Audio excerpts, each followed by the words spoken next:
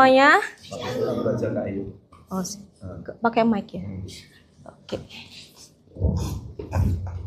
Ya, saya lihat wajah-wajah baru. Mungkin ada beberapa wajah-wajah yang belum saya lihat gitu ya, belum saya kenal gitu sebelumnya. Perkenalkan, nama saya Kak Ayu gitu ya.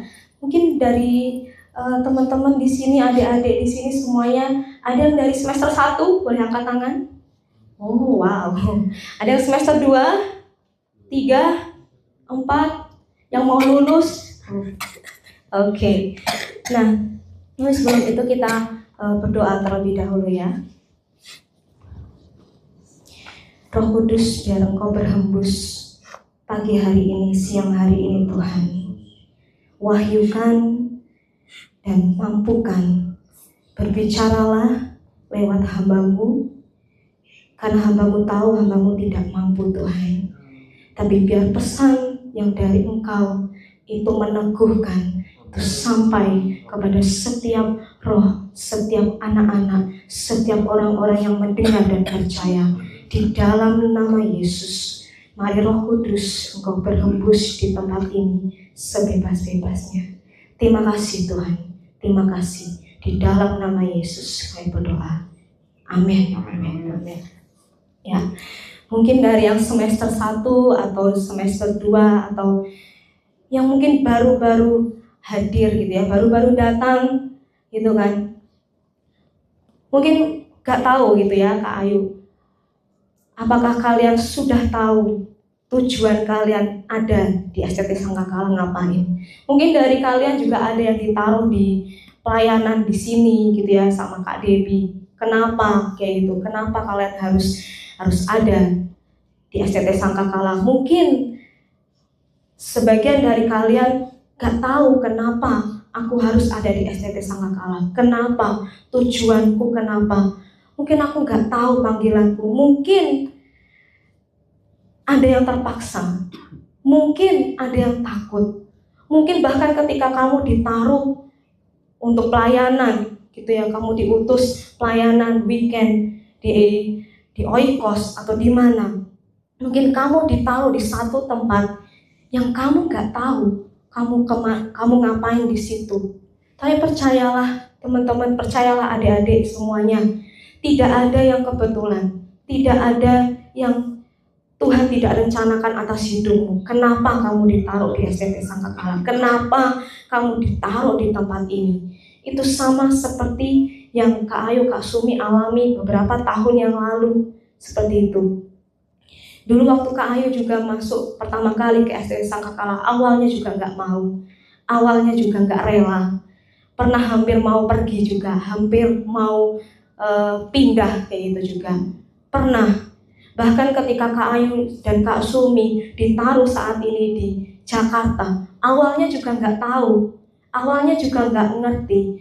Tapi sampai satu titik, ketika Kak Ayu dan Kak Sumi dihadapkan sama sesuatu hal, dihadapkan dengan pergumulan, dihadapkan dengan apa yang harus kami layani, apa yang harus kami lakukan, itu ada maksud Tuhan.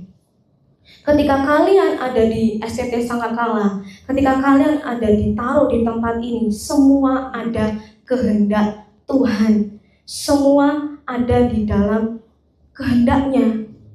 Nah, karena itu coba kita mau buka di Keluaran 7 ayat 1.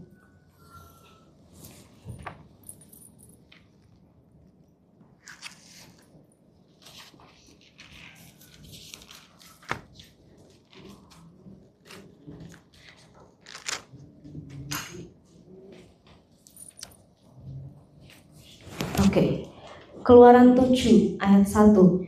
Berfirmanlah Tuhan kepada Musa, lihat, aku mengangkat engkau sebagai Allah bagi Fir'aun, dan Harun abangmu akan menjadi nabimu. Sekali lagi, berfirmanlah Tuhan kepada Musa, lihat, aku mengangkat engkau sebagai Allah bagi Firaun, dan Harun abangmu akan menjadi nabimu.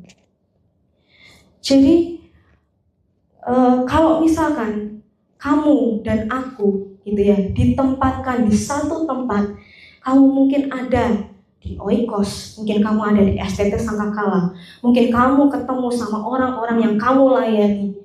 Itu bukan suatu kebetulan. Kenapa? Karena engkau sedang dijadikan sebagai seperti Allah. Dalam artian di sini bukan sebagai Allah dalam arti yang sebenarnya ya, bukan sebagai Allah dalam arti yang sebenarnya, no.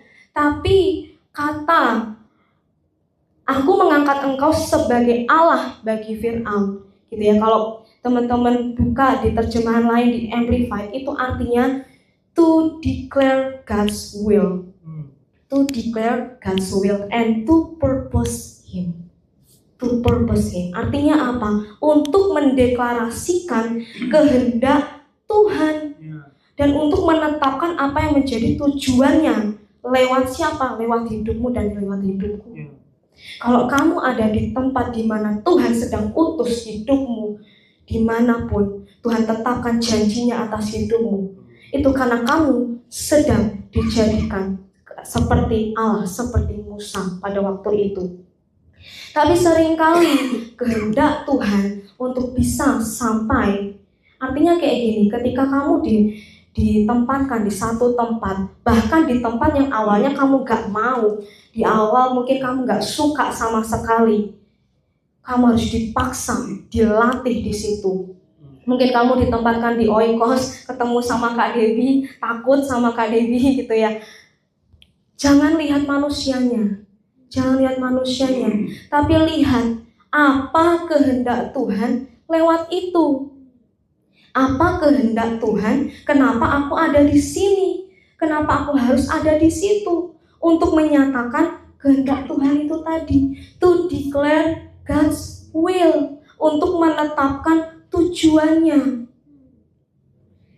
Tapi seringkali yang membuat kamu dan aku tidak sampai kepada itu, sama seperti respon Musa waktu pertama kali dia diutus, gitu ya. Pertama kali dia diutus. Padahal kalau teman-teman lihat di Keluaran pasal 4 ayat 21, coba buka di Keluaran 4 ayat 21.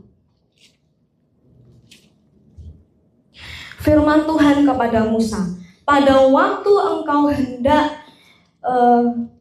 kembali ke Mesir, ingatlah supaya segala mujizat yang telah kuserahkan ke dalam tanganmu kau perbuat di depan Fir'aun.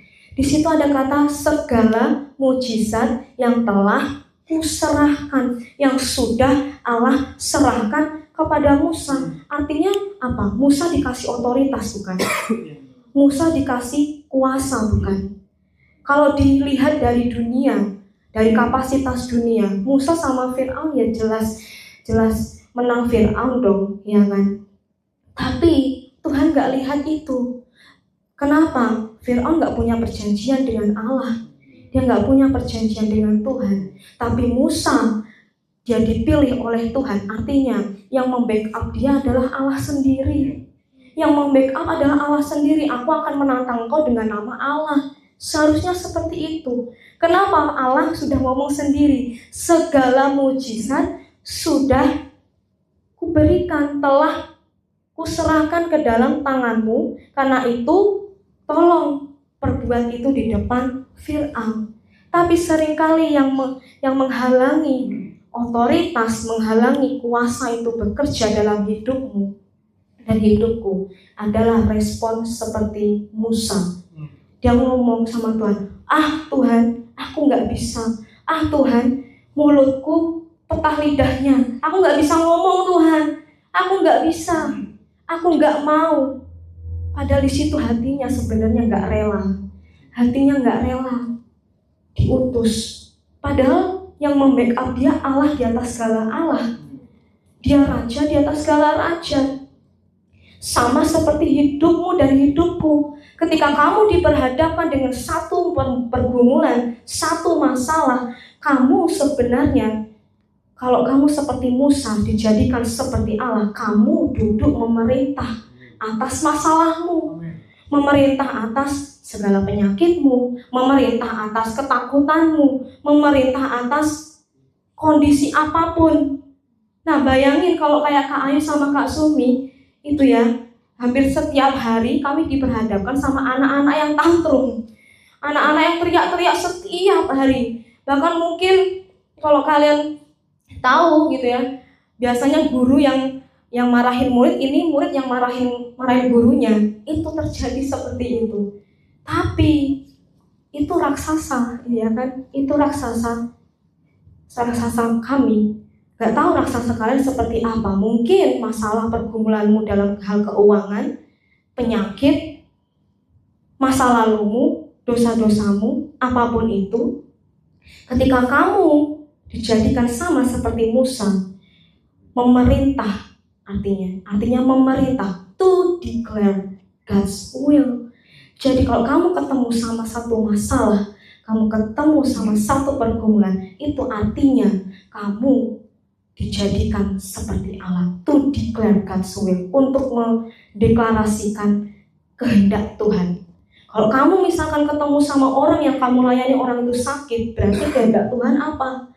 Orang itu sembuh dong harusnya. Nah, kamu di sini, kamu dan saya, gitu ya. Mungkin kalian adik-adik semuanya di sini kemarin sudah ikut Golden Time, gitu ya. Kan ditumpang tangani, kalian terima janji dari hamba-hamba Tuhan. Mereka berdoa untukmu.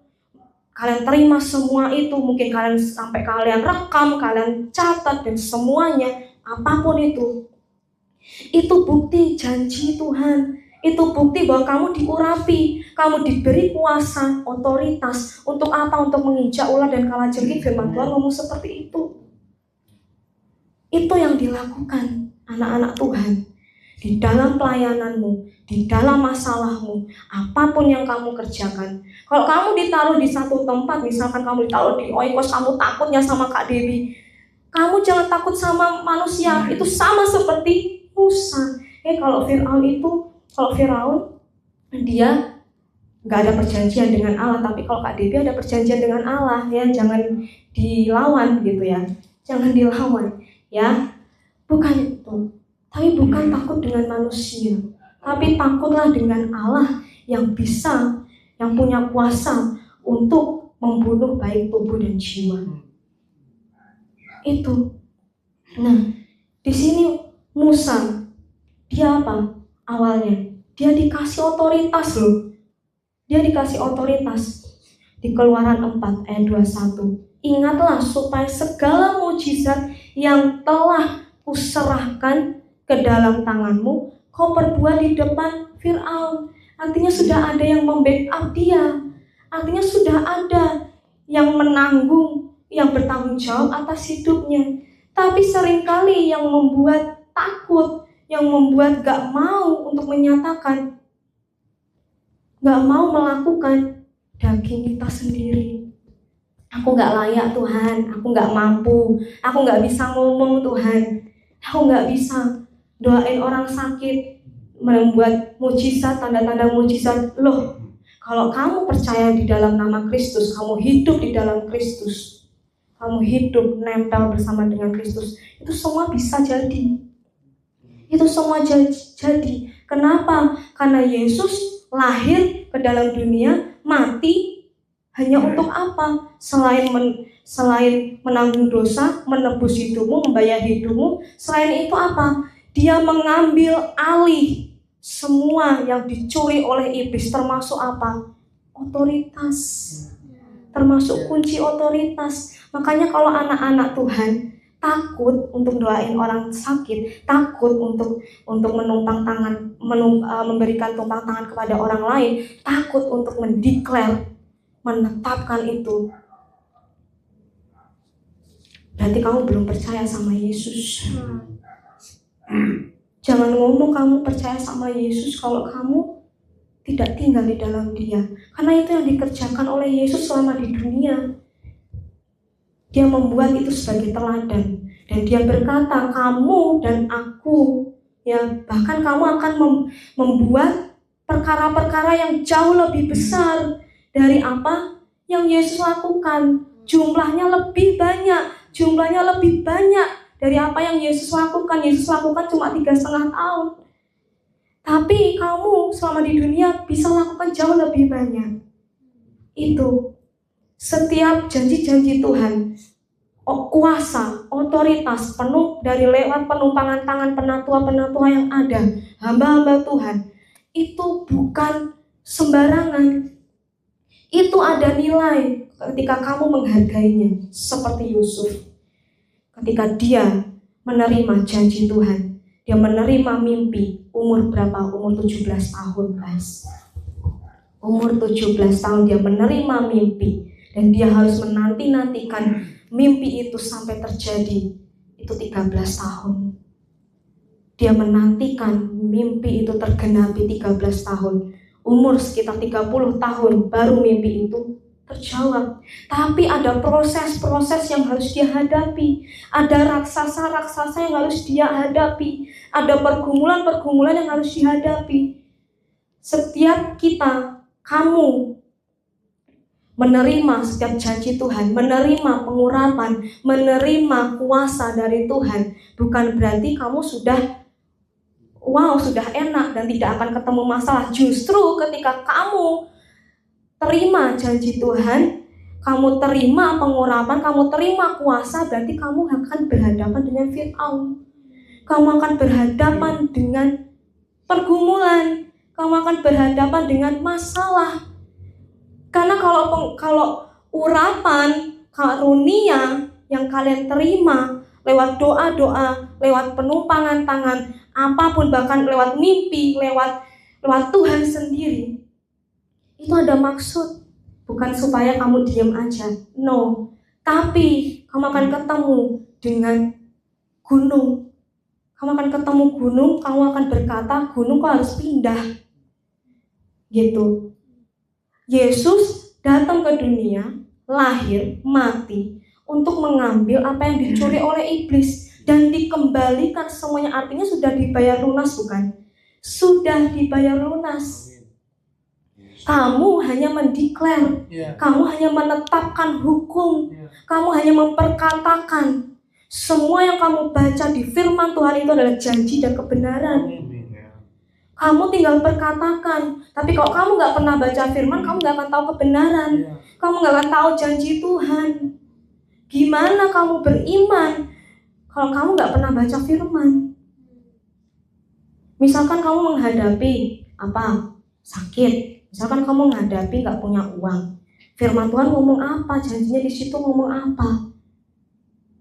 Misalkan kamu ngusir, ada teman kamu, kayak kemarin sama Kak Sumi, ada salah satu teman kami kerasukan di rumah waktu itu. Mungkin kalau dulu Kak Ayu dan Kak Sumi nggak ngerti, ya kami lari, kami takut gitu. Tapi setelah ngerti, ya kami tengking dalam nama Tuhan Yesus dong. Aktivasi semua yang Tuhan sudah beri, karunia yang Tuhan beri, sama seperti Musa, segala mujizat telah kuberikan kepadamu, karena itu lakukanlah itu kepada Fir'aun. Itu ketemu sama satu masalah. Kalau nggak pernah ketemu masalah, ya nggak bisa. Justru ketika ketemu masalah, itu menekan hidupmu, di situ dia akan berfungsi. Di situ dia akan bekerja. Karena di situ kamu tahu kamu tidak bisa mengandalkan hidupmu. Kamu tahu kalau kamu bergantung sepenuhnya sama Tuhan. Karena Musa tahu dia nggak bisa mengeluarkan, dia nggak bisa. Karena itu butuh yang namanya Tuhan. Makanya Allah menyatakan dirinya sebagai Yahweh. Itu nama Yesus itu berkuasa. Nama di atas segala nama. Semua sudah dikerjakan oleh Dia. Kamu tinggal pakai nama Yesus. Kamu tinggal di dalam Kristus. Tapi kalau kamu tidak tinggal di dalam Kristus, ya nggak bisa. Karena ranting itu harus nempel dengan pokok anggurnya.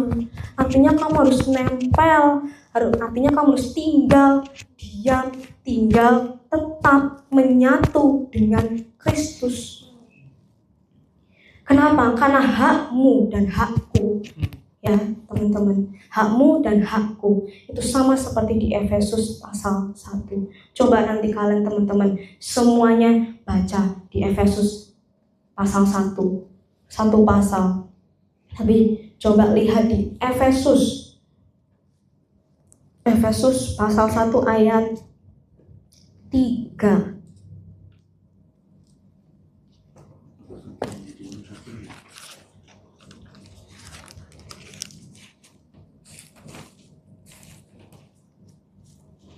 Efesus 1 ayat 3. Terpujilah Allah dan Bapa Tuhan kita Yesus Kristus, yang di dalam Kristus telah mengaruniakan kepada kita segala berkat rohani di dalam surga. Sebab di dalam Dia Allah telah memilih kita, memilih kamu dan aku sebelum dunia dijadikan, supaya kamu dan aku kudus dan tidak bercela di hadapannya. Dalam kasih Ia telah menentukan kita dari semula, sebelum kamu lahir, sebelum kamu tahu, sebelum kamu kenal Dia.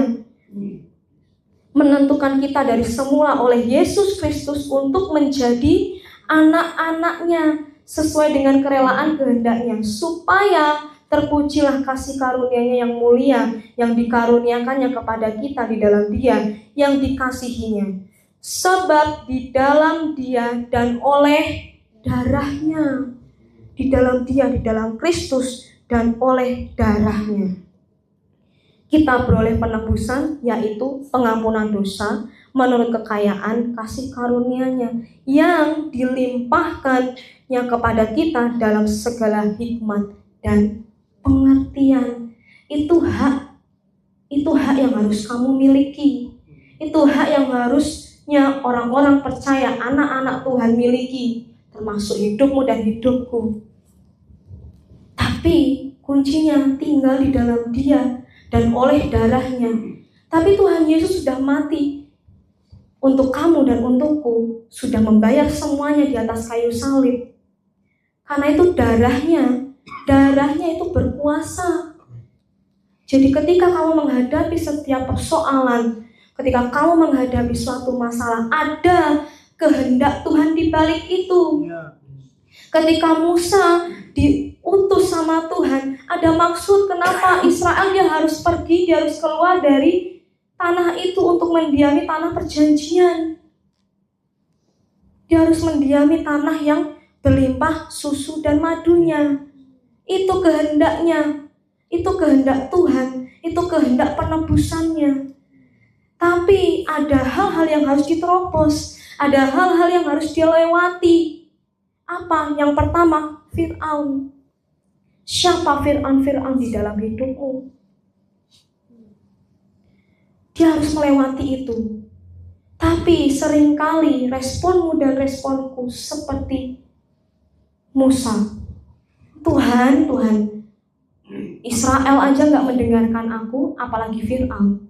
Loh, dia disuruh sama Tuhan juga waktu itu, disuruh untuk ngomong sama Israel, untuk ngasih tahu, untuk memberitakan bahwa Allah yang akan membebaskan dia. Disuruh, tapi apa? Israel gak mendengarkan dia pertama kali, dia gak mendengarkan. Kemudian apa? Disuruh lagi untuk ketemu sama Fir'aun. Jawaban Musa apa? Tuhan, orang Israel aja gak mendengarkan aku, apalagi Fir'aun. Gak bisa Tuhan. Padahal di pasal sebelumnya, di pasal 4 itu, Tuhan ngomong sama dia, segala mujizat telah kuserahkan padamu. Artinya sudah ada otoritas, artinya sudah ada kuasa, tinggal dipakai. Tapi yang seringkali yang membuat kamu dan aku seperti Musa tidak mau, itu karena tidak percaya, takut. Ketika kamu doain orang, kamu di situ, Tuhan gak bisa, itu yang menghalangi. Padahal segala kuasa dari iblis, segala kuasa sudah tunduk di bawah kakinya.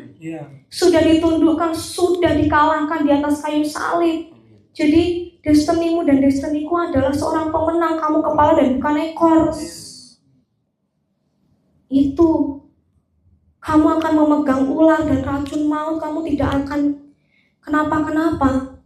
Itu janjinya. Kamu akan menginjak ular dan kalajengking. Itu firman-Nya. Itu firman-Nya.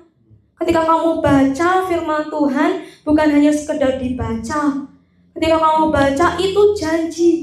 Ketika kamu menghadapi sesuatu, aku perkatakan di dalam nama Tuhan Yesus. Engkau yang berkata, engkau yang memberikan otoritas kepadaku bahwa apa? Aku diberikan kuasa untuk menginjak ular dan kalajengking. Aku diberikan kuasa untuk membuka dan menutup pintu kerajaan surga. Aku diberikan kuasa untuk mengikat dan melepaskan. Apa yang terikat di bumi akan terikat di surga. Apa yang terlepas di bumi akan terlepas di surga. Jadi engkau harus tunduk dalam nama Yesus. Seperti itu. Seperti itu. Tapi seringkali yang membuat kita nggak mau melangkah, takut. Kita dikuasai takut. Kita dikuasai cemas. Kita dikuasai keraguan. Banyak hal, pertanyaan-pertanyaan di dalam pikiran kita. Nanti ini, nanti gini, dan sebagainya. Tapi justru di dalam kelemahanmu kuasanya sempurna. Amin. Justru di dalam kamu menghadapi sesuatu, Dia yang mau menyatakan kuasanya. Memang Tuhan itu suka cari yang kayak gitu. Tuhan suka cari yang gara-gara. Tuhan suka cari yang bermasalah. Karena memang supaya apa? Supaya Dia yang bisa melakukannya. Kalau kamu cuma dihadapkan sama sesuatu yang bisa kamu lakukan, kamu gak akan ngandalin Tuhan. Kamu ngandalin kekuatanmu sendiri. Oke, ini bisa kok. Oke, ini aku bisa. Tapi kalau kamu menghadapi sesuatu yang itu melampaui kekuatanmu, aku gak bisa Tuhan. Justru di situ kuasanya sempurna. Justru di situ Dia mau membuat gara-gara, sama seperti Tuhan membuat tulah kepada orang Israel. Nah, kenapa kok Tuhan gak lakukan sendiri? Dia bisa. Dia jauh lebih berkuasa. Kenapa Dia butuh Musa? Karena Tuhan mau lewat perantara. Dia butuh perantara seperti kamu dan aku, supaya dunia tahu tidak ada kuasa yang lebih besar dari kuasa Yesus. Gak ada kuasa.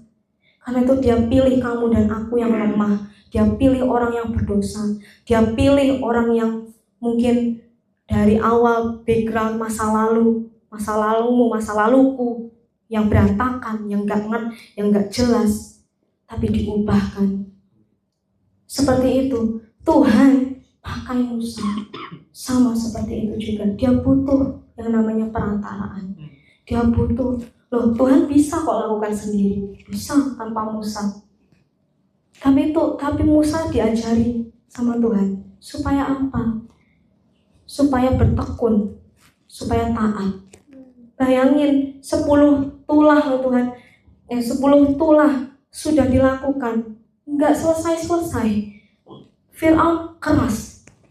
Tapi di situ Allah ngomong, dengan dipaksa oleh tangan yang kuat, Fir'aun akan melepaskan bangsa Israel. Ada ayatnya.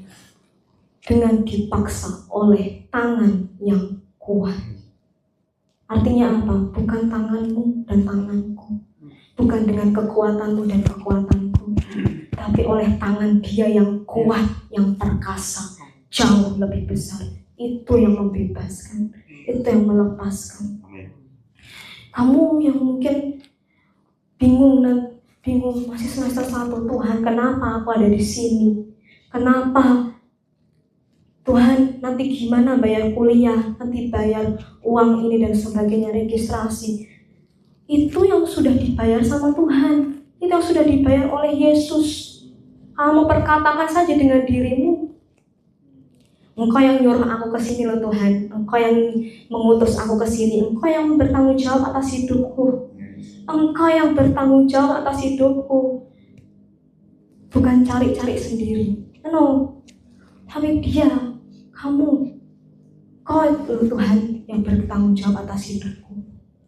Segala sesuatu sudah kamu kerjakan, bahkan kelimpahan surga termasuk uang, gak bisa bayar SPP atau apapun, sudah dikerjakan oleh Yesus, sudah dibayar di atas kayu salib. Semuanya kelimpahan, seperti yang Efesus tadi bilang, kelimpahan surga, berkat, segala itu kan berarti kan semuanya, segala berkat rohani yang harus kamu klaim, yang itu masih mungkin jadi janji dan jadi benih, kamu klaim, kamu perkatakan sampai yang dari surga turun ke bumi.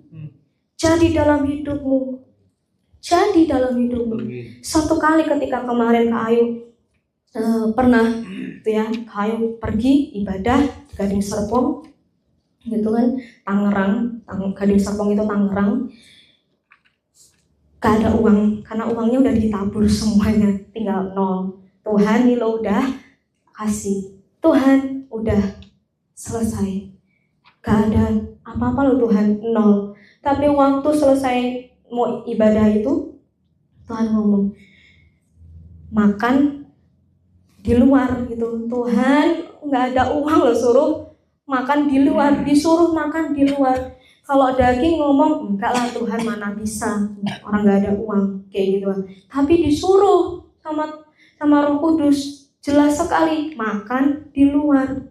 Oke, Kak Ayu gak ngomong sama siapapun, bahkan Kak Ayu gak ngomong sama Kak Sumi, gak ngomong sama sekali. Turun, titik-titik turun gitu ya ke lantai bawah.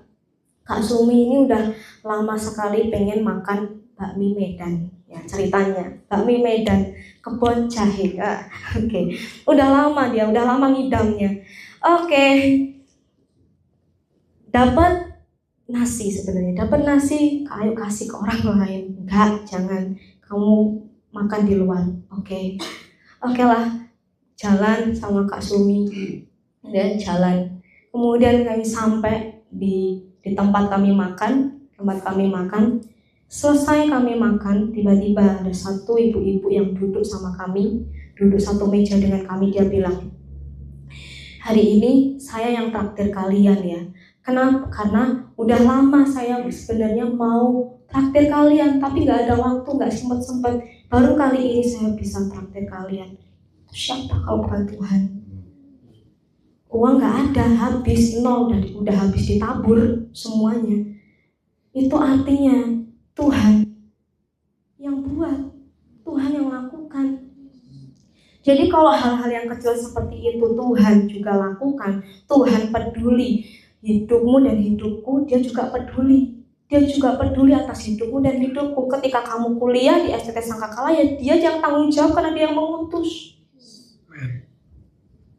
Dia yang mengutus. Gitu. Gak ada rancangan yang di luar Tuhan. Bahkan sesuatu hal yang kelihatannya direka-rekakan seperti itu kejahatan, seperti bentuknya mungkin masalah pergumulan, itu direka-rekakannya menjadi kebaikan. Sama seperti yang dialami oleh Yusuf. Ketika dia umur 17 tahun, dia terima mimpi, kemudian habis itu dia dijual sama saudara-saudaranya ke Mesir, masuk sumur, dijual ke Mesir. Kemudian dia difitnah, masuk penjara. Kemudian apa? Dia terima ada satu teman yang yang di penjara gitu ya, yang sama-sama di penjara.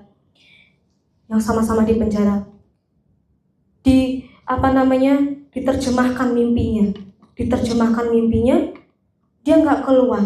Habis itu sekitar umur 30 tahun dia keluar dan semuanya digenapi, mimpi-mimpinya digenapi. Nah, itu yang pertama, kamu harus belajar menerima janji itu. Kamu menghargai setiap janji, menghargai setiap karunia yang ada padamu, menghargai setiap otoritas yang Tuhan beri atas hidupmu tanpa keraguan. Menghargai, sikap menghargai seperti Yusuf. Sampai di kemudian hari ketika dia ketemu sama saudara-saudaranya, dia ngomong sama saudara-saudaranya, bukan kamu yang mengutus aku ke sini, tapi Tuhan yang mengutus aku ke sini. Untuk apa? Untuk memelihara kelangsungan bangsa ini. Kenapa kalau misalkan nggak diutus ke situ waktu itu 7 tahun kelaparan, ya bangsa Israel mati dong, nggak sampai ke destiny-nya Tuhan, nggak sampai yang dijanjikan Tuhan. Karena itu harus rela untuk masuk ke Mesir. Satu orang ini rela, dia punya hati yang namanya rela.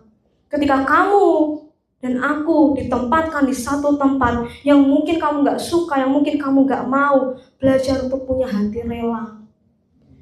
Ada maksud dan kehendak Tuhan. Kenapa kamu ada di situ?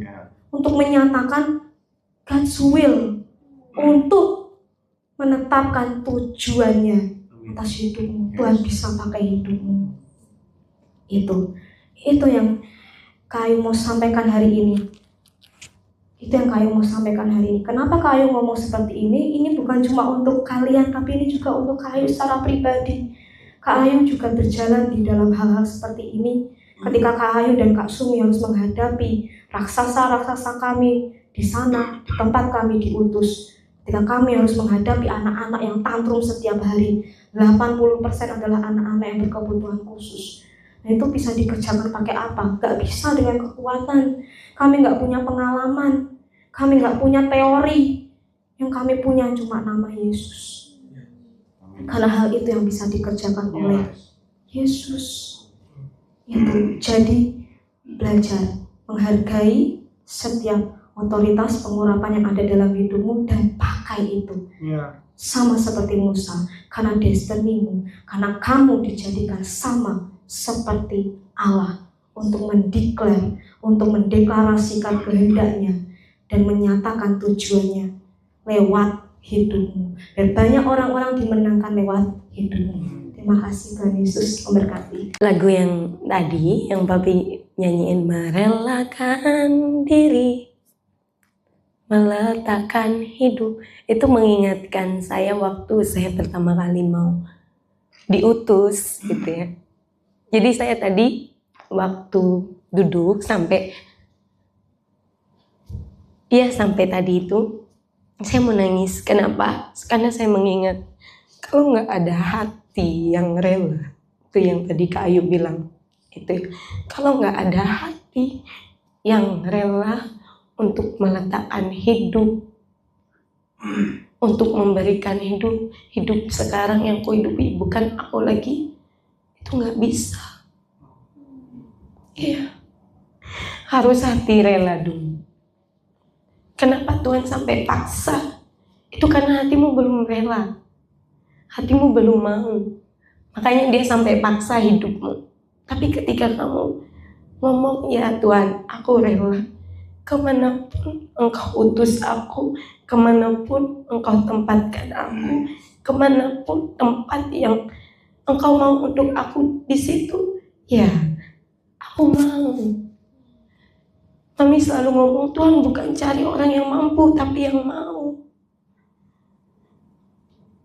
Itu mengingatkan 3 tahun, saya sudah 3 tahun di Jakarta pelayanan sama Kak Ayu.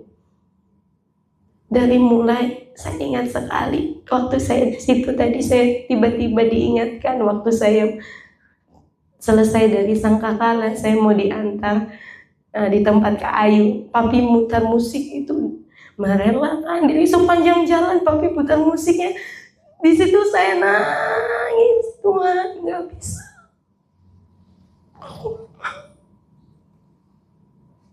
Aku nggak suka.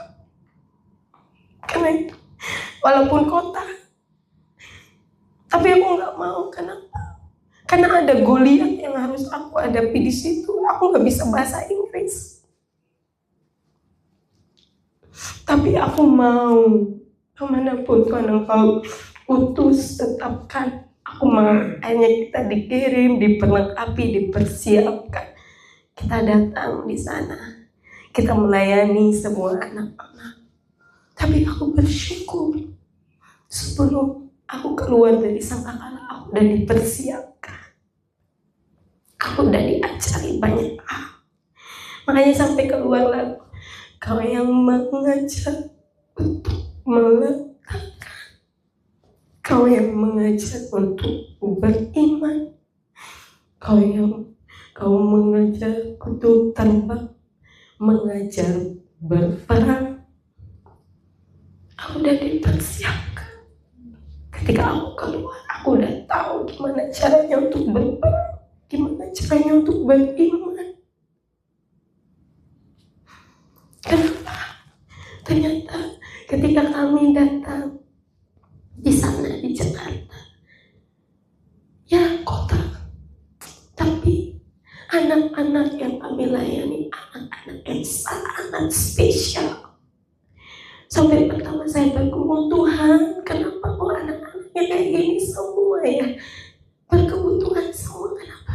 Tapi Roh Kudus dahsyat ngomong, ya sekolahmu itu bengkel, tempatmu itu bengkel. Jadi ya orang-orang yang punya kebutuhan, orang-orang yang harus diperbaikilah yang datang di situ. Itu yang menguatkanku buat aku bertahan. Karena Tuhan ngomong seperti itu sama aku. Dengan semua sampai sekarang dalam anugerah Tuhan, dalam pertolongan Tuhan, di situ aku diajari banyak hal yang Tuhan ajari.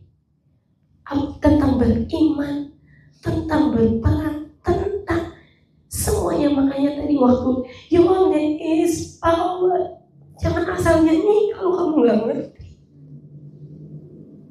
Your name is healing.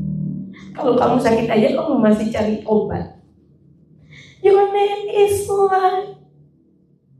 Kalau kamu gak ngerti, jangan asal nyanyi.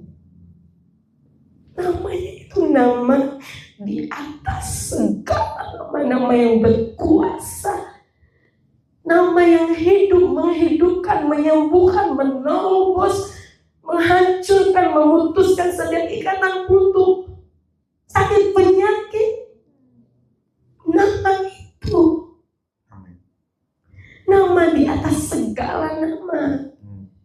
Kenapa aku bisa ngomong kayak gitu? Karena aku ngalami sendiri di tempat pelayananku dengan anak-anak semua. Kenapa aku bisa ngomong Your name is power? Karena semuanya anak-anak yang aku lihat, semua kalau papi ngomong, kenyataan itu berbicara sangat banyak.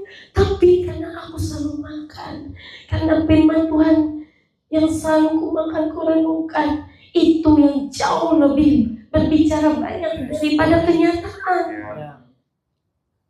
Kenyataannya apa? Ada anak ADHD, ada autis, ada banyak di situ. Dan saya dipercayakan di anak-anak yang kecil, dan semua 95% itu anak-anak berkebutuhan khusus. Tapi di situ aku melihat pekerjaan Tuhan yang dahsyat dalam hidupku. Aku belajar di situ untuk beriman. Aku belajar untuk melihat kenyataan, melihat kenyataan itu sama dengan kebenaran. Karena kenyataan banyak sekali ngomong. Kenyataannya gimana? Setiap hari aku harus hadapi anak-anak yang hiperaktif, baru ditinggal sedikit aja dia udah lari kemana. Ruangan itu, satu kelas itu kayak udah taman mini Indonesia. Jadi semuanya lari. Biasa saya pergi ke WC, oh Kudus tolong, aku gak bisa. Makanya kan aku ngerti kenapa Paulus ngomong, justru di dalam kelemahanku kuasamu jadi nyata. Paulus ngomong gitu, aku ngerti kenapa ya. Karena aku gak bisa, aku gak mampu, aku gak punya pengalaman, benar kata Kak. Aku gak punya skill. Aku aja baru ngajar 3 tahun, diperhadapkan dengan semua anak-anak yang seperti itu. Kalau bukan Tuhan yang nolong, kalau bukan Roh Kudus. Roh Kudus menolongku setiap hari. Setiap hari. Gak ada yang terlepas dari Roh Kudus. Setiap hari Roh Kudus selalu ngajariku. Bahkan sampai aku duduk di WC aja, aku lagi ke WC, aku udah ngomong, Roh Kudus aku gak mampu, Roh Kudus aku capek. menjadi kekuatan dalam hatiku. Di hatiku timbul ketika aku melihat, wah Tuhan, aku gak sanggup, aku gak bisa. Nah justru di situ kuasanya akan nyata, kuasanya sempurna, kuasanya yang akan dinyatakan kepada setiap orang-orang yang kamu temui, layani siapapun itu. Ketika kamu ngomong, Tuhan aku gak bisa, tapi kalau kamu masih ngomong, ya di situ sih aku bisa, santai aja lah. Justru di situ kuasa Tuhan gak bakalan nyata, gak sebesar yang Tuhan mau nyatakan di situ. Tapi ketika kamu ngomong, makanya kan yang ada anak muda kayak di Alkitab, Tuhan aku udah ini ngelakuin ini, aku udah ngelakuin ini, apalagi Tuhan ngomong, jual semuanya yang kau punya, ikut aku. Apa yang dia lakukan? Dia sedih kan, pergi dengan sedih hati. Dia gak mau, dia ngerasa dirinya masih mampu. Nah kayak itu, masih sombong, masih nganggap dirinya masih bisa, masih mau, masih bisa, masih sanggup. Kalau kayak gitu gak bakalan Tuhan pakai hidupmu. Ya percayalah, kan aku ngalami sendiri setiap hari. Dengan semua, ketika kenyataan itu berbicara, tapi aku punya firman yang selalu ngomong, punya kebenaran yang selalu langsung membalikan itu. Dan sekejap, ketika aku udah mulai melihat kenyataan itu, langsung sekejap. Nah, itu tergantung seberapa banyak kamu makan. Iya. Seberapa banyak firman yang kamu renungkan. Kamu harus baca. Kamu akan kalah dengan kenyataan. Ya. Buktinya itu aku loh. Aku buktinya. Kenyataannya ada anak autis. Kenyataannya ada anak ADHD. Kenyataannya ada anak banyak macam kebutuhan di situ. Tapi apa? Firman Tuhan ngomong di Yesaya ngomong, tetapi sesungguhnya penyakit kita lah yang ditanggungnya dan kesengsaraan kita yang dipikulnya. Itu diingatkan aku, karena ada anak yang kena tumor di kepalanya, di bagian otaknya. Aku diingatkan ayat ini, Yesaya 53 ayat 4. Itu yang aku perkatakan dalam hidup anak ini, tetapi sesungguhnya penyakit kita lah yang ditanggungnya. Aku ngomong sama anak itu, penyakit kamu sudah ditanggung di atas kayu salib. Dan aku diingatkan lagi di Kejadian pasal 1 ayat 27, Tuhan menciptakan kamu sungguh amat baik, serupa segambar dengan gambarannya. Jadi kamu segambar dengan Allah, jadi gak ada sakit penyakit di dirimu. Diingatkan lagi kayak karya penebusan Yesus. Itu kalau gak firman, kalau gak makan setiap hari, gak mungkin firman itu muncul ketika kenyataan itu berbicara kuat. Gak mungkin, gak bisa aku membalikan itu. Tapi karena aku diingatkan ayat itu, karya penebusan. Tuhan ngomong, jadilah kehendakmu di bumi seperti di surga, di hidupmu seperti di surga. Di surga ada sakit penyakit? Gak ada sakit penyakit. Di surga ada kelemahan? Gak ada kelemahan. Di surga ada kutuk, ikatan? Gak ada. Aku berlakukan atas hidupmu terjadi saat ini. Itu yang aku lakukan. Ketika kenyataan itu berbicara, aku langsung balikan dengan firman, kebalikan, kubungkus dengan kebenaran. Kubungkus semua kenyataan itu sama dengan kebenaran, ku naikkan itu. Kalau enggak, kalah. Jadi teman-teman semua, kenapa seringkali kamu ngerasa takut? Karena kamu terlalu banyak melihat kenyataan. Ya, kenyataan yang jauh lebih berbicara lebih banyak. Kenapa? Karena kamu jarang makan firman kok. Kamu gak pernah lihat merenungkan firman itu, menghagah itu firman. Renungkan sampai kamu dapat. Sampai seperti di Mazmur pasal 1 ayat 2, merenungkan firman Tuhan siang dan malam. Jadi direnungkan. Gak hanya direnungkan, diperkatakan sampai timbul iman. Sampai iman itu yang timbul.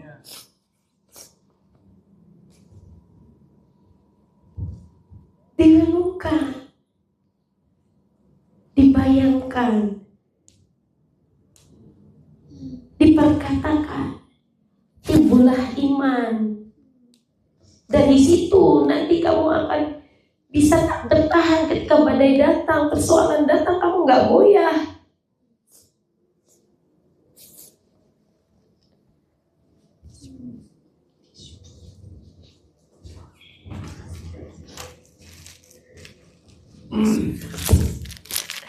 Iya, kenyataan. Jangan sampai Alkitabmu itu jadi pajangan aja di kamar. Gak pernah kamu baca, gak pernah kamu buka, gak pernah kamu renungkan, atau hanya kejar target. Oh, hari ini aku baca Alkitab 10 pasal, harus aku baca sampai 10 pasal. Di situ ditanya gak tahu apa-apa, gak ngerti, gak nangkep. Karena kamu gak renungkan. Coba ketika kamu baca Alkitab, ada yang berbicara, kamu diam, renungkan, dihagah, direnungkan, dibayangkan, berulang-ulang perkatakan. Nanti akan timbul imanmu sehingga kamu bisa ngomong kepada gunung, beranjak. Gunung itu akan beranjak. Ketika kamu ngomong sama kenyataan itu akan hilang. Ketika kamu ngomong sama Goliat yang ada di depanmu itu, Goliat itu pasti hancur. Goliat itu pasti kalah. Iya loh, serius. Aku ngomong sama anak-anak, gak bisa kau iblis, kau tidak bisa menghalangiku untuk aku mau, karena aku tahu janji-janjimu atas anak-anak ini, tempat yang aku layani besar. Mereka akan pergi ke bangsa-bangsa, walaupun kenyataannya mereka anak-anak autis, anak-anak ADHD, tapi aku gak mau kalah dengan kenyataan. Aku perkatakan kau dari hidupmu itu keluar jadi pasukan-pasukan yang militan, pasukan-pasukan yang dahsyat. Engkau akan pergi ke bangsa-bangsa, engkau akan menjadi misionaris, engkau akan menjadi penyembah, rasul-rasul, nabi-nabi, orang-orang yang membuka sekolah, panti asuhan, semuanya. Aku perkatakan, karena aku gak mau kalah. Gimana kalau kamu gak pernah memperkatakan, pasti kalah kamu. Aku aja yang selalu memperkatakan, bisa goyah. Apalagi kamu gak pernah memperkatakan dalam hidupmu. Wah, kalah, habis sama iblis. Ya. Kalah kamu, habis. Makanya harus melihat kepada janji Tuhan, melihat kepada apa yang Tuhan ngomong, bukan melihat kepada kenyataan. Yes, kenyataan ngomong apa, tapi kamu pegang janji itu, pegang firman itu, pegang. Apa sih kamu kekurangan? Firman Tuhan ngomong Tuhan akan memberkati kamu berlimpah-limpah. Firman Tuhan ngomong, kamu berkatakan itu sampai itu timbul dalam hatimu. Yes, aku terima, aku ambil dalam nama Yesus. Sampai hatimu itu gak goyah, hatimu itu percaya. Sampai kayak gitu. Kamu diperhadapkan apa sih? Kalau aku diperhadapkan dengan anak-anak semua, dengan kebutuhan-kebutuhan Yesus itu, Tuhan mengingatkanku dengan ayat-ayat semua. Tetapi sesungguhnya penyakit itulah yang ditanggungnya. Tuhan menciptakan kau seturut gambar dan serupa Allah. Engkau di surga gak ada sakit penyakit, di surga gak ada ikatan kuasa kegelapan ini demonya. Dan aku terkatakan saja nih, perintahkan kau harus pergi, gak boleh di sini. Itu yang kau lakukan. Nah, dan itu ayat-ayat itu bisa hidup tinggal di dalam hati. Itu harus diwahyukan sama Roh Kudus, harus direma. Jadi rema diilhamkan sama Roh Kudus. Ketika itu sudah diilhamkan, diwahyukan, itu nanti akan muncul jadi iman. muncul ketika kamu mengalami tekanan apa sekarang? Ketika kamu mengalami tekanan, apa yang muncul di dalam dirimu? Firman kah? Atau malah sebaliknya kamu mengasihani dirimu sendiri, menangis meratapi semua nasibmu, menangis meratapi semua kekuranganmu, menangis meratapi semua yang kamu alami. Jangan kamu dibohongi sama iblis, kamu ditipu sama iblis. Malah justru, nah kamu harus terus sadar, oh ini bukan aku. Langsung perkatakan, jangan melo, jangan mengikuti, tapi justru kamu, oh bukan aku ini. Dalam nama Yesus aku perintahkan kau harus pergi. Dalam nama Yesus aku perintahkan kau tidak berkuasa atasku. Dengar kau iblis, aku selalu ngomong itu. Dengar kau iblis, kau gak ada kuasanya lagi. Kuasamu sudah selesai. Tuhan Yesus sudah mati di atas kayu salib untuk hidupku, untuk sakit penyakitku, untuk kekuranganku, untuk ikatan-ikatan kuasa kegelapan. Dan sekarang aku mau ambil alih itu. Aku mau ambil posisi kemenangan itu. Aku mau ambil posisi otoritas itu bersama-sama dengan Kristus. Dan kau harus tunduk di bawah kakiku. Gak boleh gak tunduk. Harus sampai kayak gitu. Kalau muncul lagi, perkatakan lagi, deklarasikan lagi. Jangan dia muncul, diam, ya udah nikmati aja. Jangan. Aku sampai di kamar mandi, lagi sikat gigi, lagi ngaca, lagi di atas tempat tidur. Wow, muncul langsung. Perkatakan, perintahkan, ikat. Gak ada. Aku gak mau kasih tempat bagi iblis. Gak mau kasih celah, kasih untuk dia nyusup, masuk. Gak mau. Nah makanya justru kamu udah diperlengkapi kan, mendeklarasikan. Aktifkan itu, gunakan itu. Jangan sekali-sekali, setiap hari. Iblis aja 24 jam mau. Kamu deklarasinya cuma sekali. Tuhan, aku deklarasikan katanya, ketika aku mencari kerajaan Allah dan kebenarannya, maka semua akan ditambahkan kepadaku. Tapi udah sekali aja, gak bisa. Jadi kamu harus setiap hari lakukan itu dan belajar. Gitu. Ya, teman-teman. Jadi aku udah mau habis ya kali ini, belum. Jadi kayak gitu. Jangan hanya melihat kenyataan, tapi lihatlah kepada kebenaran, kepada janji-janji Tuhan. Karena itu yang akan menguatkanmu. Karena itu seperti apa ya? Itu tuh kayak fondasi gitu loh. Untuk kamu bisa, ketika kamu udah capek nggak? Capek. Aku capek sekali. Setiap hari harus berhadapan dengan anak-anak. Capek nggak? Capek. Tapi karena aku tahu janji-janji Tuhan itu besar dalam hidupnya. Dan aku mau itu terjadi dalam hidup mereka. Makanya di dalam hati ini loh, walaupun secara fisik aku capek, tapi di hatiku itu seperti dibakar. Karena aku tahu janji Tuhan dalam hidup anak-anak yang aku layani ini besar. Ya. Jadi aku ngalami yang mami papi alami. Dengan kita semua tadi kampus di asrama. Mungkin ya kita waktu di kampus di asrama, mereka ngelihat dengan latar belakang semua kita. Dan aku mencicipi ketika aku pelayanan dengan semua yang Tuhan percayakan untuk aku layani, untuk aku didik, untuk aku bentuk. Bukan hanya sekedar jadi guru biasa. Aku gak mau jadi guru yang biasa, hanya datang di sekolah terus jadi supervisor aja, gak mau. Makanya ada salah satu guru kita yang baru masuk, dia ngomong, dia udah 19 tahun punya pengalaman untuk mengajar. Dia ngomong, baru sekolah ini saya merasa satu anak rasa mendidik 20 anak. Dia sampai ngomong gitu loh, orang yang udah pengalaman 19 tahun mengajar. Di tempat ini gak ada aku temui di sekolah-sekolah lain yang seperti ini. Ya, karena kita bukan hanya mentransferkan pengetahuan, tapi kita sampai ngurusi sampai di roh mereka itu loh.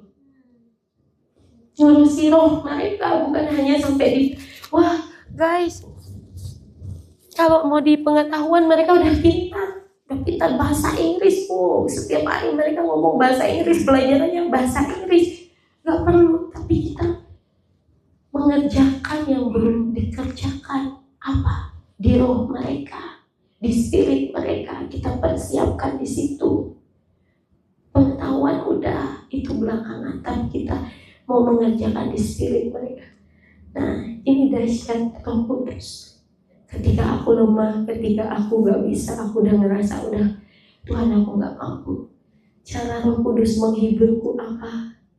Dia menghiburku dengan anak-anak yang dahsyat dan ajaib ini. Tiba-tiba kita ada waktu itu saya jadi kesandung. Tiba-tiba adalah salah satu anak ADHD kesandung di mobil. Kita mau olahraga, terus aku itu kesandung di mobil. Tiba-tiba anak ADHD ini, Miss me, can I pray for you? In the name of Jesus. Nggak tahu apa yang didoain, tapi itu salah satu penghiburan yang Roh Kudus supaya aku bisa bertahan. Waktu chapel kita ibadah, hari Rabu kita bisa ada chapel juga kayak kalian di Sangkakala. Kita doa. Waktu itu kita dipisah, anak kecil sama anak besar, Kak Ayu yang sama anak besar, aku sama anak kecil. Kita berdoa semuanya, nyembah, ajari nyembah. Setelah itu mereka duduk. Roh Kudus ajak mereka inner chamber. Aduh, anak-anak kecil, apalagi anak-anak yang seperti ini, aktif sekali, tutup mata sedetik aja kayaknya udah buka mata lagi. Ya udah, aku nurut aja. Oke, everyone close your eyes. Terus aku ngomong, udah tutup mata. Aku buka mata sedikit. Oh oke, tutup mata semua ternyata. Oke, sekarang bayangkan kalian ada di taman bersama-sama dengan Tuhan Yesus. Kalian lari-lari sama Tuhan Yesus. Bayangkan, yo, close your eyes, close. Oke, close your eyes, Noel. Udah sebutin anak-anak yang pasti aktif gitu. Dah tutup mata semua, diam. Misumi kasih waktu 2 menit. Diam semua, gak boleh gangguin temannya. Tutup mata, bayangkan kalau Tuhan Yesus ada, kamu dibawa ke taman, kamu diajak lari-lari sama Tuhan Yesus. Udah. Terus belum 2 menit, Miss, udah selesai. Oh oke, Roh Kudus. Oke. Open your eyes. Dah, buka. Habis itu tak tanya satu-satu kesaksian. Dahsyat tuh. Salah satu anak, Miss, waktu tadi ya, aku tutup mata, aku dibawa ke taman. Ke taman itu banyak rumputnya, terus ada rusanya, ada kupu-kupu, aku nggak bisa lihat muka Tuhan Yesus. Mukanya itu terang banget, aku nggak bisa lihat, tapi aku tahu itu Tuhan Yesus. Terus habis itu tiba-tiba aku dibawa ke surga, Miss. Ke surga, aku ada lihat pasukan malaikat. Dia bilang malaikat tiup trompet. Lagi tiup trompet gitu. Aku lihat. Terus aku masuk, di situ ada kursi-kursi. Jadi kayak di Wahyu gitu loh. Yang para tua-tua di Wahyu. Dia lihat itu. Aku gak lihat Tuhan Yesus, tapi tempatnya bagus banget, Miss. Tuh. Dia kesaksian anak 9 tahun, ADHD, anak yang punya kebutuhan tapi bisa dapat penglihatan dahsyat kayak itu. Itu cara Roh Kudus menghiburku supaya aku tetap pada pegang janji-janji Tuhan atas hidup mereka. Itu caranya kayak gitu. Waktu aku udah capek, aku gak kuat, tapi caranya kayak gitu loh. Hal-hal yang simple. Ketika udah kayak gitu, wah, aku berapi-api lagi. Yes, Tuhan, aku percaya janjimu terjadi. Aku gak mau lihat kenyataan. Aku gak mau lihat semuanya. Walaupun ada tumor. Oh, anak yang satu ada tumor. Kalau mereka udah tes itu, Dengan semangat aku akan langsung tumpang tangan di atas kepala. Darah Yesus mengalir di tumormu, darah Yesus mengalir di bagian-bagian yang rusak, sel-sel yang rusak, semuanya yang bikin matamu gak bisa lihat. Dia kalau baca sampai gini, tapi aku dengan yakin kok, aku percaya. Oh dahsyat, sampai sekarang dia gak pakai kacamata loh. Iya. Terus perkataan tumpangi tangan, darah Yesus mengalir di tumormu itu sampai hancur itu tumor di ada kepalamu. Waktu itu masih besar, kata orang tuanya segini waktu mereka pergi ke Malaysia. Tapi setelah itu sebesar ini. Itu dahsyat nggak? Makanya, udah sebesar ini. Waktu itu aja masih kita semangat doainnya, apalagi udah sebesar ini, makin semangat kita doain biar itu sampai hilang. Gak ada kayak gitu. Nah, di situ Roh Kudus ajari aku beriman mengandalkan Roh Kudus. Karena aku nggak bisa apa-apa kok, nggak punya pengalaman kok. Tapi justru di situ ketika kamu ngerasa kamu nggak bisa, nggak mampu, kuasa Tuhan jadi nyata, kuasa Tuhan jadi sempurna, kuasa Tuhan yang akan jauh lebih berkuasa. Ketika kamu mempersilahkan Dia yang mengambil alih hidupku, bukan aku lagi, tapi Kristus yang hidup di dalamku. Karena hidup yang kuhidupi selalu hidup di dalam Kristus. Jadi nggak aku lagi, akunya itu loh udah diganti. Bukan aku lagi, tapi dah Kristus.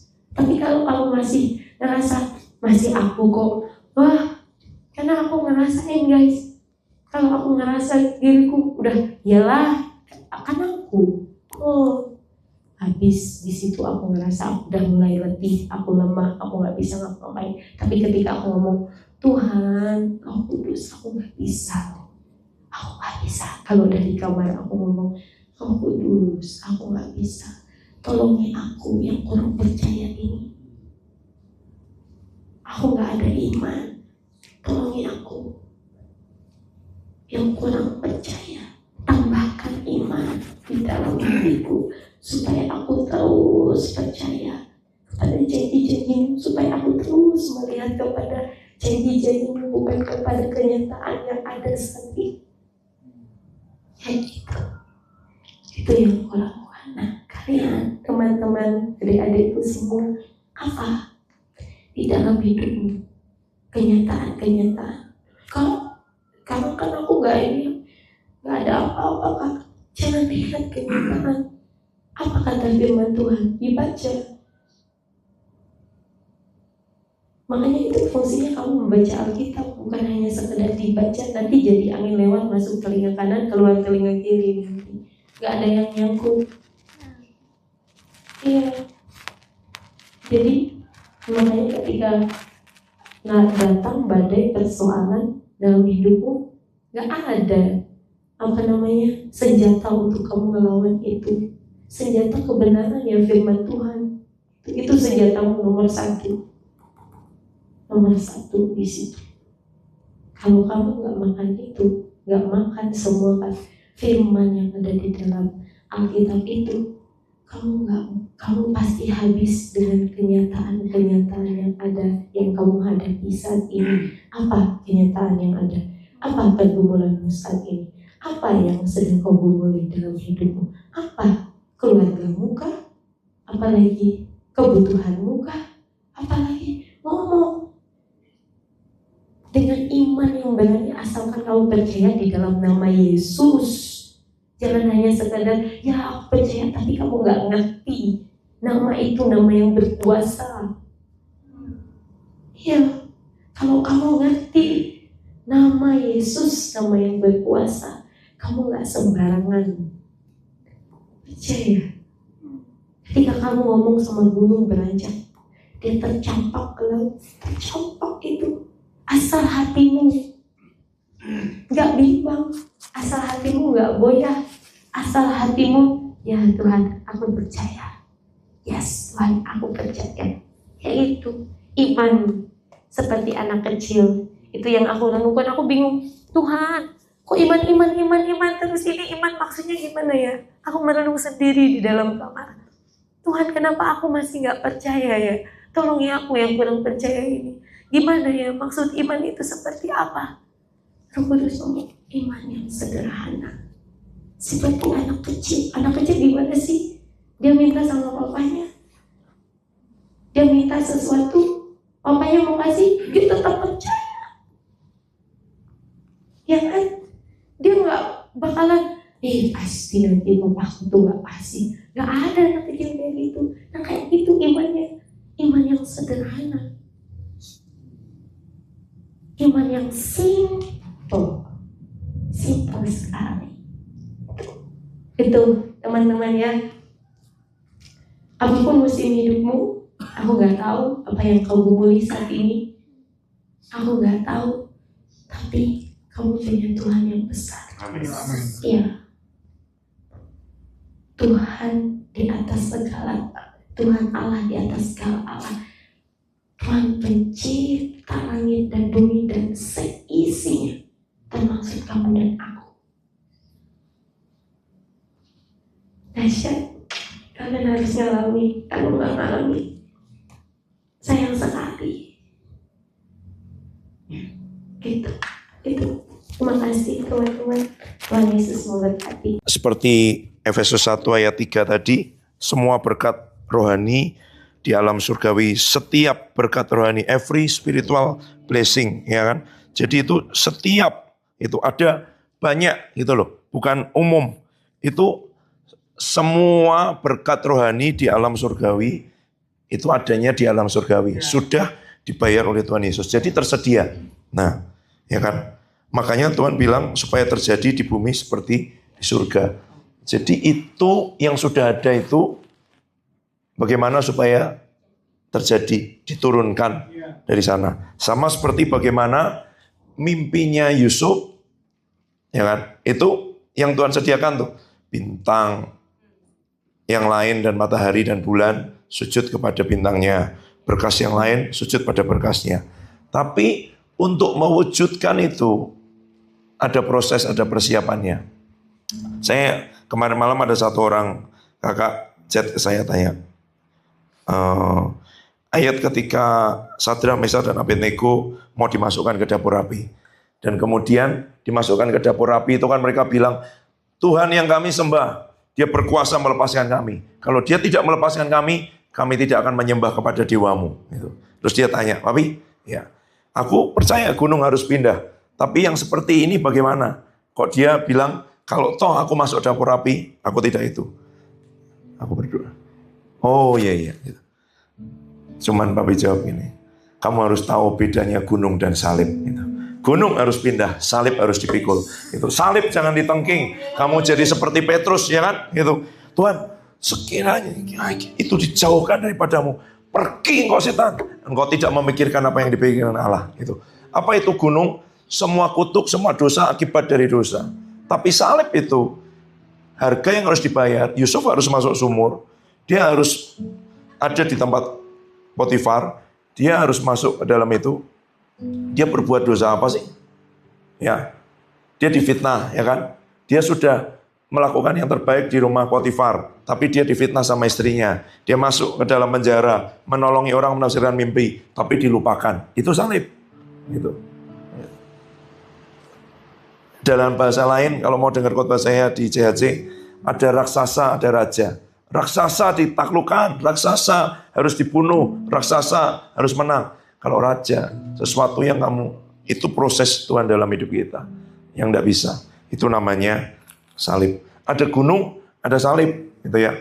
Dan untuk sampai ke situ, untuk sampai ke level otoritas yang besar, yang termanifestasi dalam hidup kita, nanti akan ada seperti itu yang harus kita alami. Kalau Yusuf tidak melewati semua proses-proses itu, waktu dia langsung jadi orang nomor 2 di Mesir, apa yang terjadi waktu dia ketemu saudaranya? Pasti dibunuh semua.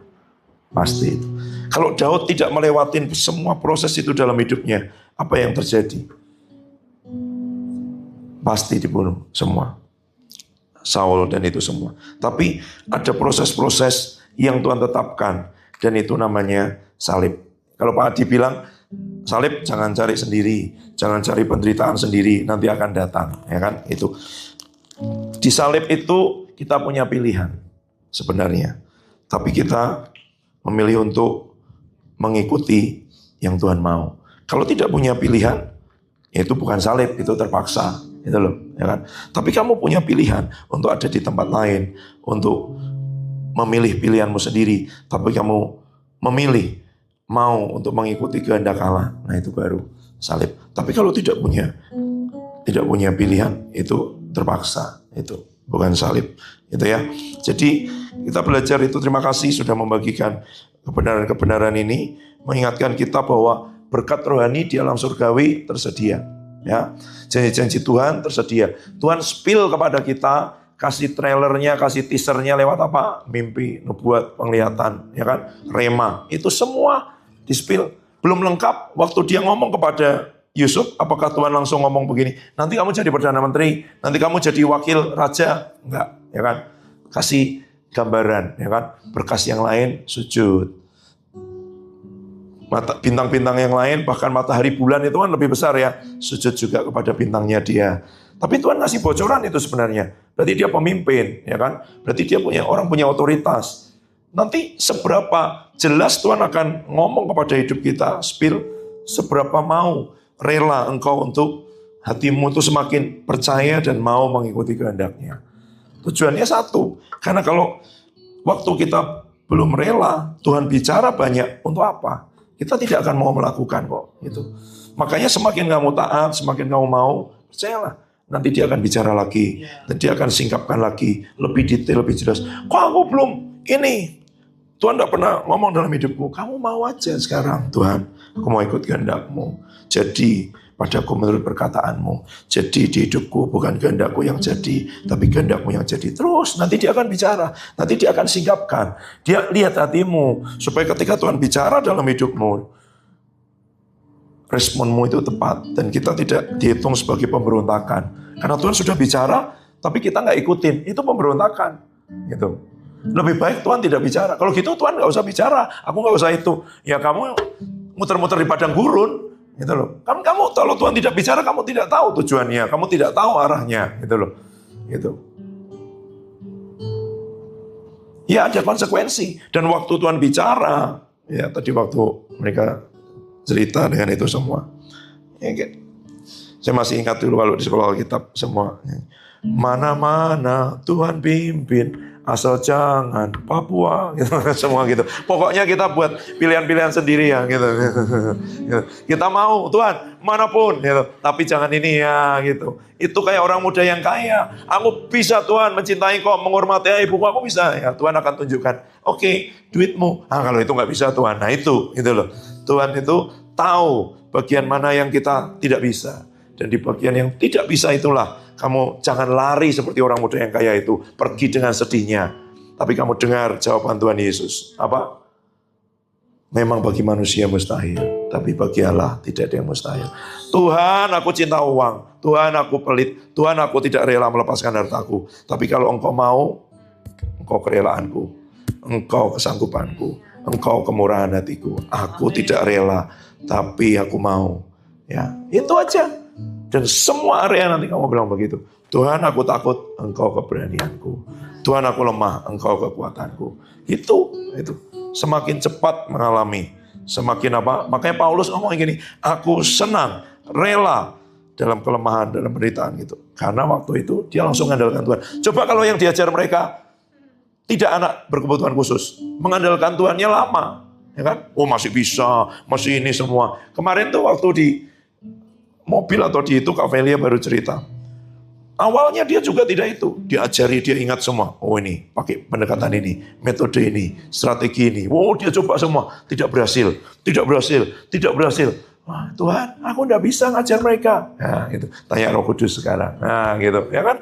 Semua ngalami gitu. Ketika bisa, itu kekuatan kita. Gitu. Dan ketika pakai kekuatan kita pikir berhasil. Ya kan? Tapi nanti waktu diuji dia tidak tahan uji. Karena sumbernya itu aku, bukan Tuhan. Gitu loh. Tapi itu kelihatannya lama. Ini kesaksian. kemarin kami ketemu, ya kan, adik-adik, anak-anak yang dulu waktu mereka masih youth, masih itu semua ada. Sekarang lihat mereka mungkin ada yang profesional di bidangnya, ya kan, dapat bonus pergi ke luar negeri berkali-kali, ada yang jadi profesional kerja di perusahaan, ada yang jadi anggota partai politik terpilih barusan jadi anggota DPRD, ada yang itu semua luar biasa. Tapi kita jadi tahu apa bedanya. Semua yang dibicarakan adalah aku. Ini bukan orang-orang yang hidup dalam dosa, mabuk-mabukan, ya kan, males-malesan, tidak bekerja, bukan. Semua bekerja, punya keluarga, punya rumah tangga yang baik, karirnya naik terus. Tapi tidak pernah ketika ketemu ngomong tentang kehendak Tuhan apa, rencana Tuhan apa. Tapi ngomongnya, aku pengennya begini, aku maunya begini, aku ini begini, gitu loh. Itu aja, gitu. Termasuk ketika bicara pelayanan, semua bicaranya tentang harusnya begini, ya cuman belum bisa masuk. Kami baru mendengarkan, ya kan, ketemu mereka mendengarkan semua keluh kesahnya, semua ininya semua, gitu ya, itu semua. Usianya beberapa di bawah, ya semua di bawah saya lah, tapi beberapa ada yang sama dengan mami, ada yang itu semua, itu ya. Tapi mereka, kalau menurut ukuran manusia, oke lah, baik, tidak hidup dalam dosa, enggak, gitu ya. Tapi daging itu dua. Daging yang negatif itu dosa. Daging yang positif itu aku, kekuatanku, keinginanku, cita-citaku, ambisiku, kemampuanku, kemauanku, itu. Nah, kalau kamu mengikuti itu, dunia akan bilang kamu hebat, luar biasa kamu. Kamu akan orang yang mungkin dijadikan motivator, ya kan? Menginspirasi hidup orang lain, gitu. Tapi itu bedanya, hidup di dalam Tuhan. Kekuatan kita bukan dari diri kita sendiri. Itu bedanya. Dan untuk kita ngalami kekuatan kita bukan dari diri kita sendiri, ya Tuhan terpaksa harus memberikan keadaan-keadaan di mana kita tidak bisa lagi pakai kekuatan kita sendiri. Di situ kita minta anugerah Tuhan. Tuhan, ya kan? Tidak mungkin bagiku, tapi tidak ada yang mustahil bagimu. Ya, mari kita datang pada Tuhan. Di saatku tak berdaya, kuasa-Mu yang sempurna, ketika ku percaya mujizat itu nyata. Bukan, mari kita berdiri. Kekuatan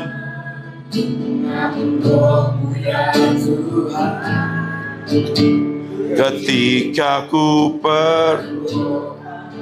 mujizat itu.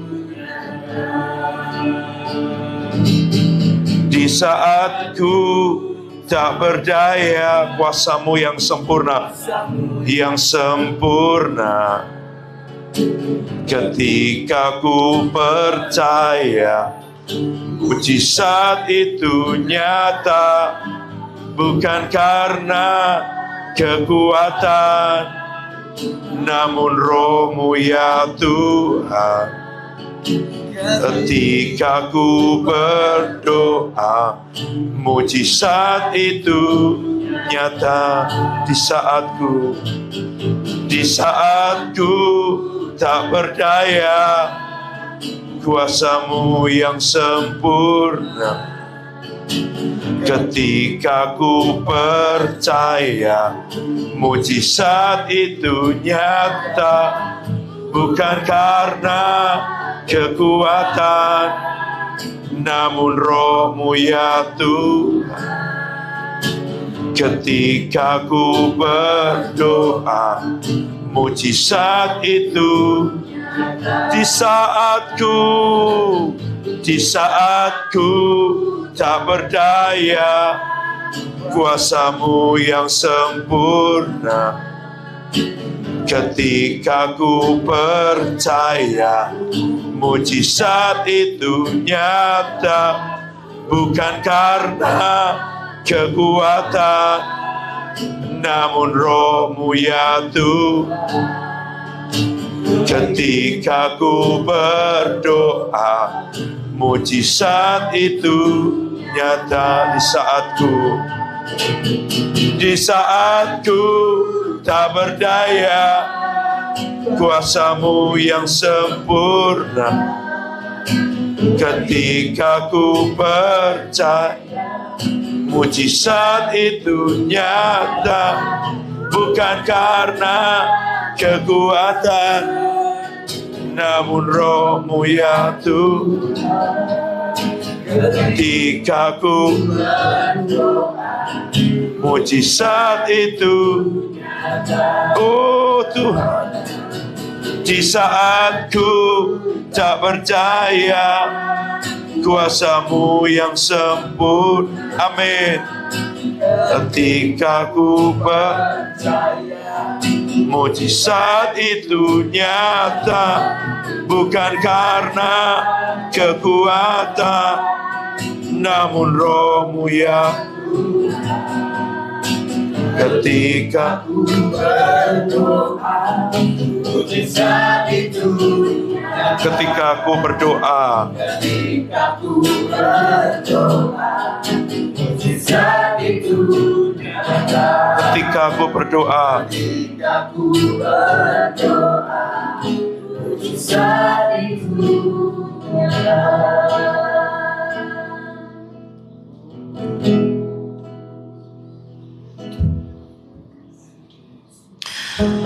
Roh Kudus ingatkan ini, ada mujizat 5 roti dan 2 ikan yang memberi makan 5.000 orang laki-laki, belum perempuan dan anak-anak. Minimal itu 15.000 orang, ya kan? Dari 5 roti 2 ikan. Dan ada mujizat 7 roti yang memberi makan 4.000 orang. Semuanya masih ada sisanya. Semuanya masih ada sisanya. Yang menarik, yang Roh Kudus ingatkan, 5 roti 2 ikan memberi makan 5.000 laki-laki, sisanya 12 keranjang. Sedangkan 7 roti memberi makan 4.000 orang, ya, sisanya 7 keranjang. Luar biasa bagaimana Tuhan memakai yang kecil, yang jauh lebih sedikit untuk menjadi mujizat yang jauh lebih besar. Bukan berarti kita memberi sedikit kecil, bukan. Tapi apapun itu, ketika dilakukan dalam ketaatan, yang Tuhan perlu adalah ketaatannya, kerelaannya, kesediaannya, hatinya. Itu dia bisa melipat gandakan lebih dan memberi sisa lebih. Bagian kita tanya sekali lagi, bukan kebiasaan, bukan karena harus, bukan, tapi dari hati. Bahkan ketika saatnya tidak ada sekalipun di hatimu, kamu harus ingat apa yang Pak Adi sering katakan. Memberi itu bukan tentang uang ada, tapi kerinduannya di dalam hati. Tuhan, aku rindu orang-orang muda di kota Salatiga, di Jamah, dilawat. Minimal sebulan sekali mereka punya kesempatan mengalami perjumpaan pribadi dengan Tuhan dalam hidupnya, dengar firman, mengalami hadirat Tuhan, dilawat oleh Roh Kudus, hidup mereka diubahkan. Ada orang-orang yang kemudian dimuridkan, dijangkau. Ada orang-orang di jalan-jalan yang diberi makan, yang dipelihara hidupnya oleh Tuhan lewat kehidupan kami. Tuhan, berbicara sekarang di hati setiap kami. Kami lakukan dalam ketaatan. Berapa kami harus memberi? Sebab yang kecil, yang terbatas, dengan ketaatan, dengan kerelaan, dengan kemurahan hati, dengan sukacita dipersembahkan ke dalam tangan Tuhan, diucapkan syukur, akan dilipat kali gandakan dalam nama Tuhan Yesus. Amin. Amin. Di saatku tak berdaya, kuasa-Mu yang sempurna. Ketika ku mujizat itu nyata, bukan karena amin. Ketika ku berdoa, mujizat itu nyata. Di saat ku tak berdaya, kuasa-Mu yang sempurna. Ketika ku percaya, mujizat itu nyata, bukan karena kekuatan, namun Roh-Mu ya Tuhan. Ketika ku berdoa, mujizat itu nyata. Mari buka kedua tanganmu. Bapa, aku percaya firman-Mu, firman-Mu benar. Apa yang dikatakan firman-Mu sebagai kebenaran adalah kebenaran. Apa yang firman-Mu katakan dapat aku lakukan, dapat aku lakukan. Apa yang firman-Mu katakan tentang diriku, itulah diriku. Aku akan melakukan apa yang firman-Mu katakan dapat aku lakukan. Dan aku mengaktifkan kuasa Allah dalam hidupku. Aku menjadikan imanku efektif, mengakui setiap hal baik dalam diriku yang ada di dalam Kristus Yesus. Karena bukan aku yang hidup, tapi Kristus yang hidup di dalamku. Aku telah mati, dikuburkan, dibangkitkan bersama dengan Dia, dan duduk bersama-sama dengan Dia di sebelah kanan Bapa, memerintah jauh lebih tinggi dari setiap penguasa, kekuatan, nama, kerajaan, penyakit, penderitaan. Aku tidak ada di bawah setiap unsur-unsur dunia, tapi aku di atasnya. Aku memerintah atasnya. Keadaan dan kenyataan tidak mendikte aku apa yang harus aku lakukan, tapi aku akan memberitahu kepada kenyataan apa yang harus mereka lakukan. Aku akan menyuruh penyakit untuk pergi dan penyakit akan pergi. Aku akan menyuruh kemiskinan untuk menjauh dan dia akan menjauh. Allah telah memberi aku kemampuan menciptakan kekayaan sehingga aku dapat menegakkan perjanjian dan kehendaknya di atas muka bumi. Aku kerja dengan tanganku, aku diberi kekuatan, kemampuan, aku sehat, kuat, aku pemenang, bahkan lebih dari pemenang. Karena Dia yang ada di dalamku jauh lebih besar daripada yang ada di dalam dunia. Aku menginjak ular dan kalajengking. Aku memiliki kuasa atas semua kemampuan musuh. Tidak ada yang lain yang dapat menyakitiku, menyentuh keluargaku, mendekati tempat tinggalku. Jika penyakit mencoba datang kepadaku, aku akan berlari kepadanya dan dia akan lari ke 7 arah. Karena yang ada di dalamku jauh lebih besar. Ada hukum roh kehidupan dalam Kristus Yesus yang telah membebaskan aku dari hukum dosa dan hukum maut. Aku bebas dari dosa. Aku tidak jalan dosa. Aku jalan dalam kekudusan. Aku jalan dalam kebenaran. Aku tidak dalam kematian. Aku tidak dalam penyakit, tapi aku dalam kehidupan. Aku punya hidup yang berkelimpahan. Aku punya hidup yang lebih dari cukup. Aku punya hidup yang bisa disalurkan, dibagikan untuk orang lain. Aku punya kesehatan, punya kesembuhan, punya kuasa diberikan di dalam tanganku dan dapat aku bagikan kepada orang-orang lain. Yang aku miliki akan aku berikan, akan aku bagikan. Aku punya Kristus, aku punya hidup, aku punya kesehatan, aku punya kekuatan, aku punya kuasa, aku punya kasih, aku tidak punya roh ketakutan, aku punya kecerdasan, hikmat, kemampuan yang ilahi, dan tidak ada apapun yang bisa mengaburkan pikiranku, yang bisa mengganggu rencana Tuhan dalam hidupku. Aku menjaga pikiran dan perhatianku tetap fokus kepada tujuannya, rencananya, dan kehendaknya. Aku dipelihara oleh damai sejahtera Allah yang melampaui segala akal. Aku tidak peduli apa yang terjadi di dunia, karena kerajaan surga akan tetap sama. Aku bukan dari dunia, aku ada di dalam dunia tapi bukan dari dunia. Aku dari kerajaan Allah. Yesus adalah Tuhan. Dia Tuhan atas diriku, Tuhan atas rumahku, Tuhan atas keluargaku, Tuhan atas kesehatanku, Tuhan atas keuanganku. Dia Tuhan atas semua hartaku. Hartaku miliknya, dan karena itu iblis tidak dapat menyentuhnya. Yesus Tuhan. Aku punya urapan yang ada, yang tinggal tetap, yang tidak datang dan pergi, dan itu adalah Roh Kudus sendiri. Seluruh kepenuhan Allah berdiam di dalam Yesus, dan Yesus diam di dalam diriku. Roh Kudus diam di dalam diriku. Bapa diam di dalam diriku. Aku dipenuhi oleh Tuhan sehingga tidak ada lagi ruang bagi iblis untuk masuk dalam diriku. Tidak ada ruang bagi penyakit, bagi kesulitan, bagi penderitaan. Hanya ada ruang bagi kesehatan dan kehidupan. Aku memiliki banyak kesehatan dan kehidupan sehingga melimpah, bisa dirasakan, dinikmati orang-orang yang di sekitarku.